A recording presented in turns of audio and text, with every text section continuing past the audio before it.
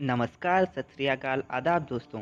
आज हम बात करने वाले हैं 14 ऐसे ब्रेन बस्टिंग स्पेस फैक्ट्स के बारे में जो कि आप शायद ही जानते होंगे। नंबर 14 पे हम बात करने वाले हैं चांद के बारे में। चांद जो है हमारा वो जंग खाने लग गया है। हाँ, माना कि ये थोड़ा स्टूपिड सा साउंड कर रहा है, लेकिन अकॉर्डिंग टू साइंटिस्ट चांद पर हेमाटाइट के ट्रेसेस मिले हैं जो कि तब फॉर्म होते हैं जब आयरन ऑक्सीजन और लिक्विड के कॉन्टैक्ट में आता है या एक्सपोज होता है। ये बहुत ही स्ट्रेंज लगा साइंटिस्ट को, लेकिन साइंटिस्ट ने इसका पॉसिबल रीज़न अर्थ की मैग्नेटिक फील्ड बताया है। हालांकि कंफर्म रीज़न अभी तक पता नहीं चला है। नंबर 13 पे हम बात करने वाले एज के बारे में। वेट अ सेकेंड, मेरी या आपकी एज के बारे में नहीं, हम बात करने वाले यूनिवर्स की एज के बारे में। तो यूनिवर्स की एज है 13.8 बिलियन ईयर्स ओल्ड। आप सोच रहे होंगे, माना कि यूनिवर्स की एज है 13.8 बिलियन ईयर्स ओल्ड, लेकिन साइंटिस्ट को ये पता कैसे चला? साइंटिस्ट को ये पता चलता है दो तरीक़ों से। पहला, ओल्डेस्ट स्टार्स की एज पता कर कर, और या तो बिग बैंग की ट्रेसेस की एज मालूम कर कर, जैसे कि CMB कॉस्मिक माइक्रोवेव बैकग्राउंड, जो कि बिग बैंग के लेफ्ट ओवर रेडिएशन को कहा जाता है।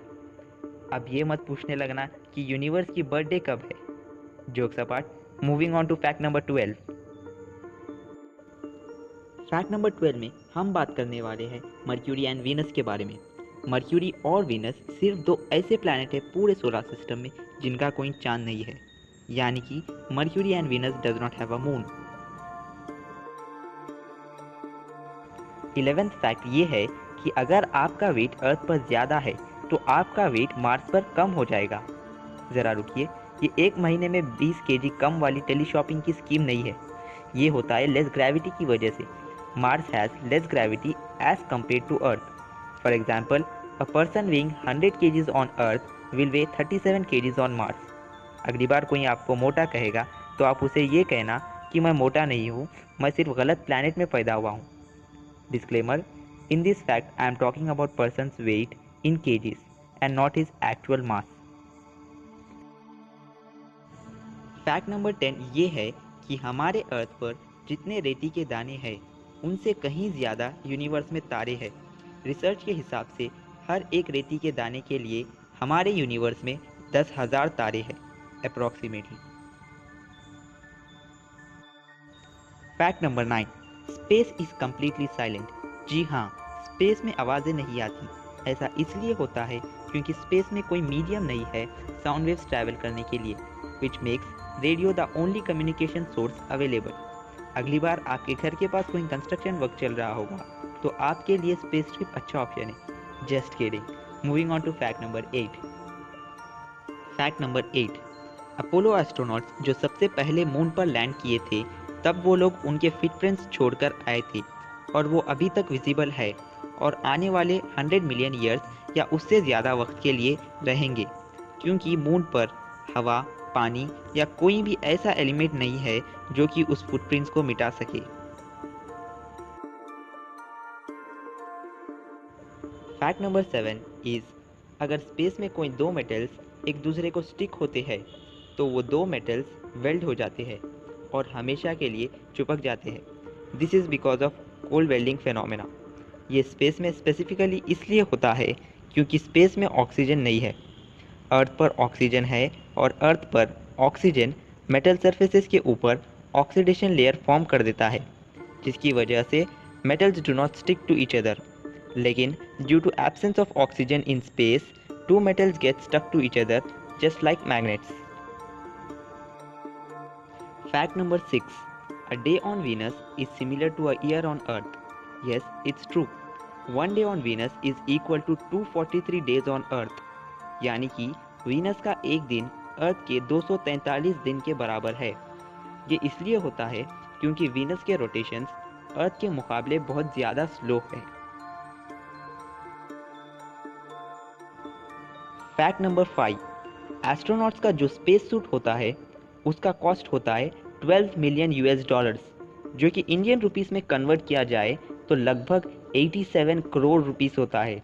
ये उसके कपड़े की वजह से नहीं, बल्कि उसके oxygen providing technology, communication technology, telemetry या रेडियो टेक्नोलॉजी की वजह से उसका प्राइस इतना ज़्यादा होता है। फैक्ट नंबर 4, अगर आप अर्थ से मून तक चल के जाना चाहते हो, हालांकि ये पॉसिबल नहीं है, फिर भी अगर एक ब्रिज बनाया जाए अर्थ और मून के बीच में और आप मून के लिए चल के जाओगे तो आपको अप्रॉक्सीमेटली 9 ईयर्स का टाइम लगेगा। फैक्ट नंबर 3, जैसे माउंट एवरेस्ट हमारे अर्थ का टॉलेस्ट माउंटेन है with a height of 8.8 kilometres, वैसे ही the tallest mountain in our solar system is Rhea Silvia, जो कि एक वेस्टा नाम के एस्ट्रॉयड पे प्रेजेंट है और रिया सिल्विया की हाइट है 22.5 किलोमीटर। फैक्ट नंबर 2, आपने येलो सनसेट देखा होगा या फिर रेड सनसेट देखा होगा। क्या आपने कभी ब्लू सनसेट्स के बारे में सुना है? तो sunsets on Mars are blue, making it one of the most beautiful sunsets. और एक कोइंसिडेंस सुनिए, हमारे प्लैनेट का कलर ब्लू है और हमारे यहाँ रेड सनसेट होता है, और मार्स प्लैनेट का कलर रेड है और वहाँ ब्लू सनसेट होता है। एग्जैक्टली ऑपोजिट, है ना amazing coincidence.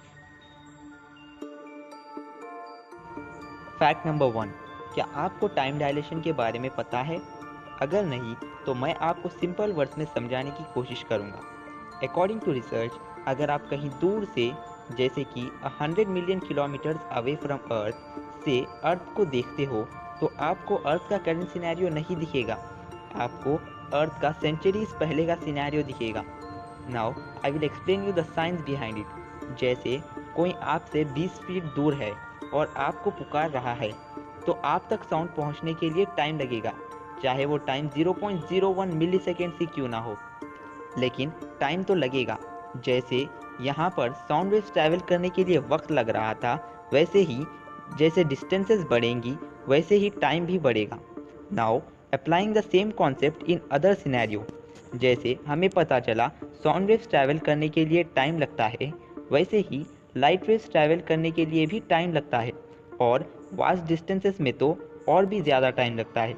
So if you are watching Earth from a very vast distance, we might actually see an earlier picture of Earth, which makes it pretty much a possible way of looking back in time. है ना brain busting fact? Thanks a lot for watching the video. Be positive and मिलते हैं आपसे अगली video में।